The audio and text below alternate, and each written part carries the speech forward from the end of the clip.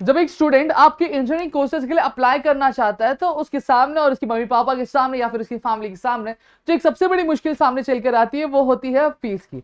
तो दोस्तों यहाँ पे अगर मैं बात करूं तो जब स्टूडेंट्स अक्वायर करना चाहते हैं ये कोर्स तो उनको ये जो फीस होती है कॉलेज की बहुत ज्यादा होती है, जहाँ पे ट्यूशन फीस, डेवलपमेंट फीस, ऐसी बहुत सारी फीसेस होती है जिसका अगर हम एग्रीगेट मिलाते हैं तो एक अच्छा खासा फीस का यहाँ पे सामने चलकर आ जाता है। तो अब यहाँ पे आज के इस वीडियो में मैं आपको कुछ ऐसी चीज बताने वाला हूं जिसके वजह से कहीं ना कहीं आपकी जो ट्यूशन फीस की जो दिक्कत है वो आपकी क्या हो जाएगी, समाप्त हो जाएगी। तो इस वीडियो को एंड तक पूरा सुनना। और साथ ही साथ दोस्तों मैं आपको बता दूं कि हमारा दूसरा चैनल जिसका नाम है प्रदीप गिरी अकेडमी, उसको सब्सक्राइब नहीं किया तो जाके सब्सक्राइब कर लो, क्योंकि वो मात्र एक ऐसा चैनल है जो आपको आपकी इंजीनियरिंग के कोर्सेज में क्या बहुत ज्यादा क्या हेल्पफुल क्या साबित होने वाला है। ऑलरेडी अगर मैं बात करूं तो मुंबई एचपीपी डी2 के कई सारे जो स्टूडेंट्स और बाकी सारे ऑल ओवर इंडिया बहुत सारे जो स्टूडेंट्स हैं वो वहां से क्या अपनी जो लेक्चर्स है वो क्या कंप्लीट क्या कर रहे हैं। अब यहाँ पे चलो मैं बता दूं कि आपकी जो फीस है वो कैसे कम हो सकती है। तो यहाँ पे अगर मैं बात करूं तो एक चीज होती है जिसको हम लोग बोलते हैं TFWS।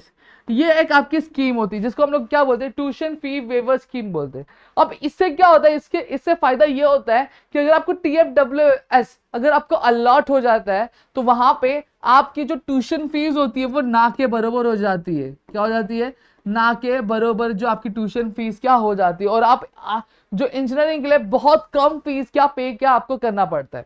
अब इसके लिए क्राइटेरिया अगर मैं बात करूं तो क्राइटेरिया क्या है, तो सबसे पहली चीज अगर मैं बात करूं जो TFWS सबको नहीं अलॉट होता, आपके कॉलेज के 5% लोगों को ही क्या होता है ये अलॉट क्या किया जाता है। 5% मतलब जितने भी स्टूडेंट्स आपके कॉलेज में इंजीनियरिंग कोर्सेज के लिए अप्लाई किया होगा उनमें से सिर्फ 5% स्टूडेंट्स को क्या अप्लाई किया जाता है।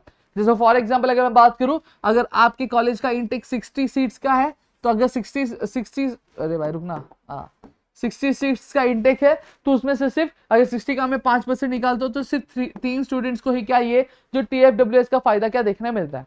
अब यहाँ पे अगर मैं बात करूं तो ये 3 स्टूडेंट्स होते कौन है तो मैं आपको बता दूं।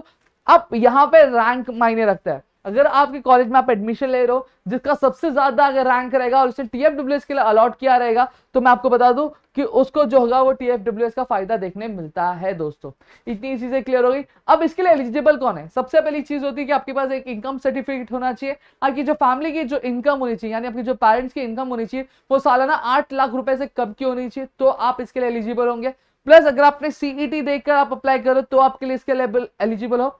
और साथ ही साथ तीसरी चीज अगर मैं बात करूं तो आप एक महाराष्ट्रियन स्टूडेंट होने चाहिए। बेसिकली आपके पास डोमिसाइल होना चाहिए महाराष्ट्र का, या फिर आपका जो बर्थ सर्टिफिकेट होना चाहिए वो महाराष्ट्र का होना चाहिए, जिसकी वजह से आपकी जो फीस होगी वो आपकी बहुत ज्यादा क्या कम हो जाती है यहाँ पे। और साथ ही साथ दोस्तों अगर मैं बात करूं तो यहाँ पे आपके पास और भी ऑप्शन होते हैं। ऑलरेडी सर ने चैनल पे आपको वेबसाइट है जहां पे आपको स्कॉलरशिप अलॉट की जाती है CSR के थ्रू, तो वो भी आप जाके चेकआउट कर सकते हो। वहां पे भी आपको बहुत सारा अच्छा खासा क्या राहत क्या मिल जाता है। तो मैंने यहाँ पे चीजें मेरी तरफ से बता दी। आई होप सो चीजें आपको क्लियर हो गई। क्लियर है, please do like the video, share the video, comment नहीं किया होगा तो प्यार से कमेंट जरूर कर देना वीडियो के नीचे ताकि हम आपके लिए ऐसे और कई सारे वीडियोस ला सके।